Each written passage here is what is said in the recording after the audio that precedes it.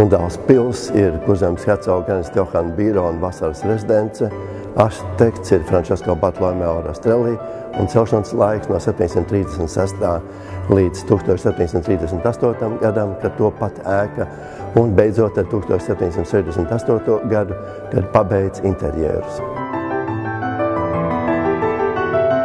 Pils atzimšanas sākumi ir jau 1950. gados, kad Bauskas muzeja direktors Laimons Liepa šo ēku saņēma daļēji kā Bauskas muzeja filiāli un sāk jau domāt par restaurāciju, un 1972. gadā pārtapa par patstāvīgu Rundāls pils muzeju. Līdz ar to jau 64. gadā mēs strādājam pie idejas, kas notiks ar pili.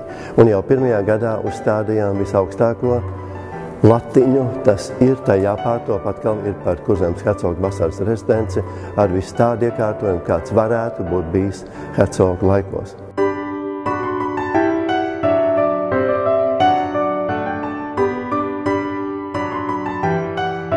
Piecdesmit gadi var likties ilgs laiks, bet tas bija tieši tas, kas bija nepieciešams, lai viss izdarītu lēnām, pamatīgi, bez steigas un nezaudējot kvalitāti tempa dēļ.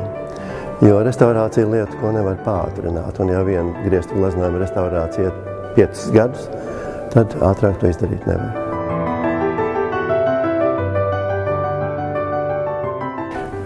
Pats pirmais gandarījums nāca jau 1974. gadā, jo 72. bija sākta interjera restaurācija, un 74. gadā bija pabeigts jau hercoga guļamistabas plafons. Jā, tas bija tas pirmais brīdis, ka likās, nu jau viss ies ātri. Ak, vai, ja mēs būtu zinājuši, ka būs jāgaida, cik vēl gadu, tātad vēl jāgaida 40 gadu, lai mēs varētu visu pabeigt.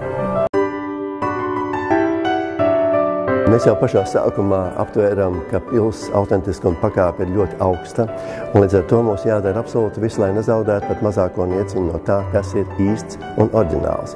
Un ka mēs to drīkstam papildināt tikai tādās robežās, kas negrauj šo oriģinālu, un pie tām atbilstošu autoru tehnoloģijai, un lai kopā radītu tomēr tādu veselu pils tēlu.